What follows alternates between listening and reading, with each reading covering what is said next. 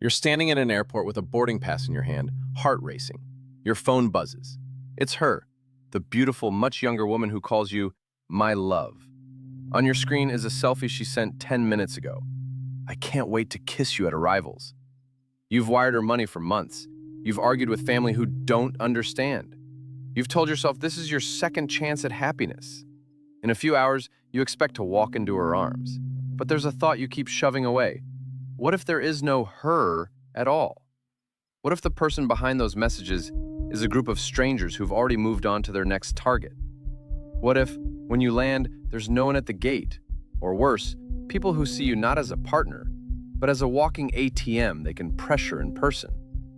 And here's the twist almost nobody talks about. The most dangerous phase of this scam usually begins after you agree to get on that plane. In this video, I'll show you exactly how this kind of romance scam works, why it hooks smart, educated adults, how it escalates into "come to my country," and what you must do if you or someone you love are already on this path. Keep that airport scene in your mind. We're coming back to it and how to change the ending. It starts casually. You're lonely, bored, or feeling invisible. Maybe you're recently divorced, widowed, retired, or just scrolling late at night.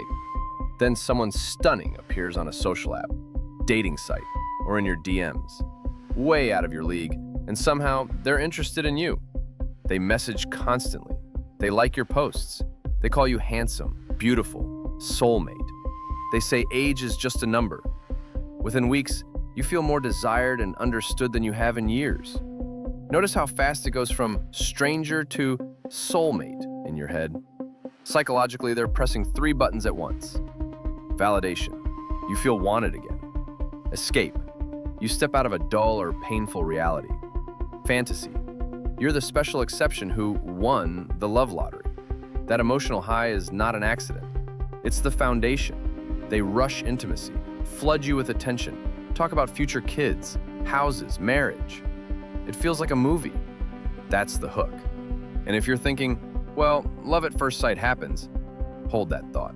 Because how they move from love to money is the real tell.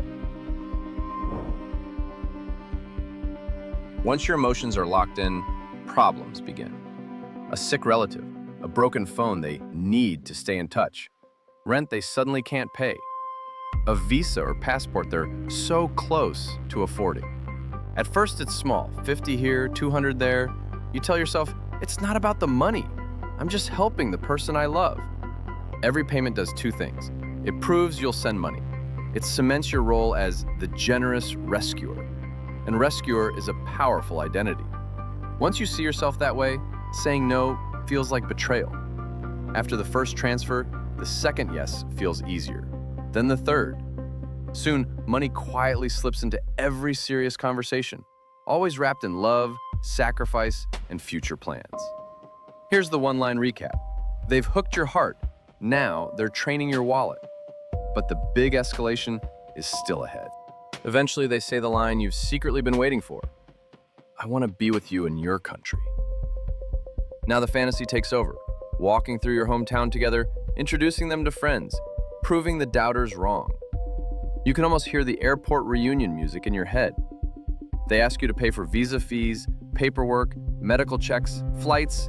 You send it. It doesn't feel like losing money, it feels like investing in your future. Then the bad luck starts. Their visa is denied. Immigration blocked them. There was a problem at the embassy. A mysterious fee appears that wasn't there before. Every obstacle somehow requires more money, but never produces documents you can truly verify. Have you noticed how often screenshots are blurry, cropped, or conveniently missing details? You rarely see clear receipts or official confirmations, but you're in deep. Admitting doubt would mean admitting you might have been fooled, so you send more. This loop can run for months or years.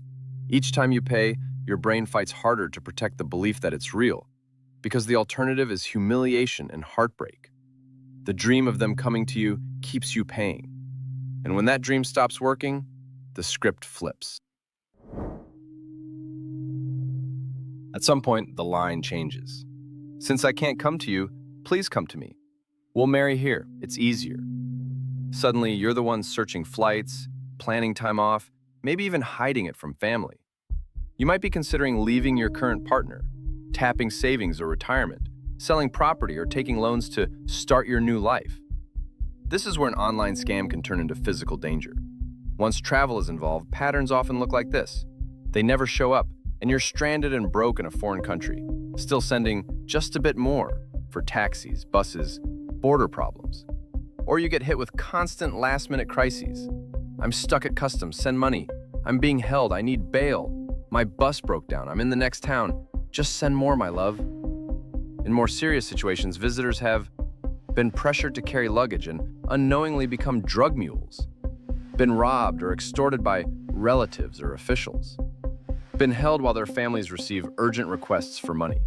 You're far from home in a place you don't understand, with people who know exactly how much you're willing to hand over and how ashamed you are to admit what's happening. Once you travel, it's no longer just about losing money. It's legal and physical risk. So why do smart people still get on that plane? Thinking, I'd never be that gullible.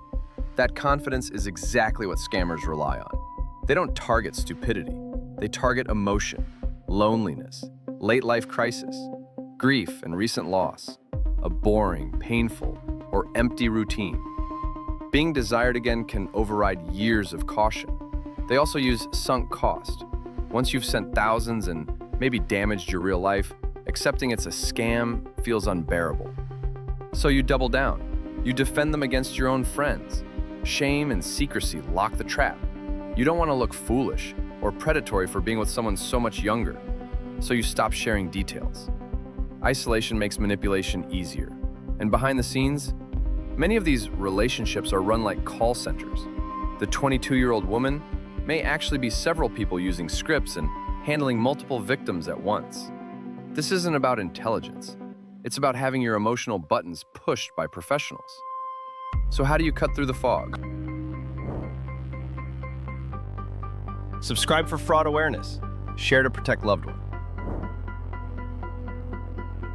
You're likely in a romance scam, especially a come-to-my-country version if they ask for money before you've met in person, especially for visas, emergencies, or phone and internet.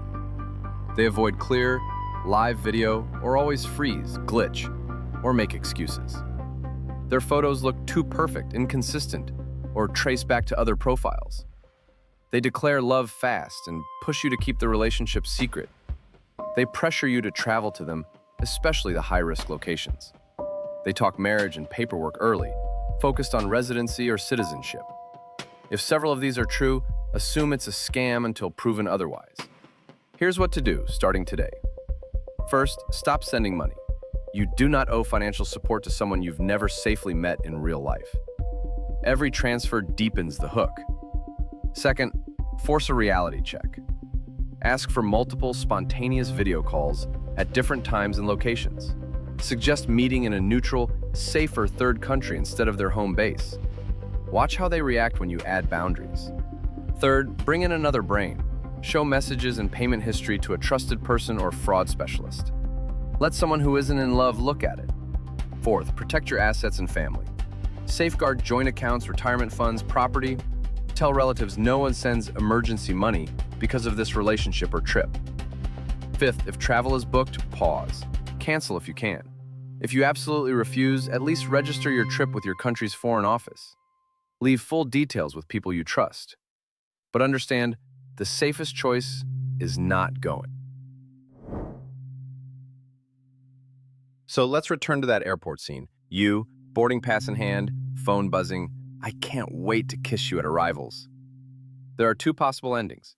In one, you get on the plane, walk into an empty arrivals hall, or into a carefully staged trap, and spend months or years recovering financially, emotionally, maybe even physically. In the other, you take a breath, look at the pattern, not the fantasy, and you stop. You reach out for help. You talk to someone you trust.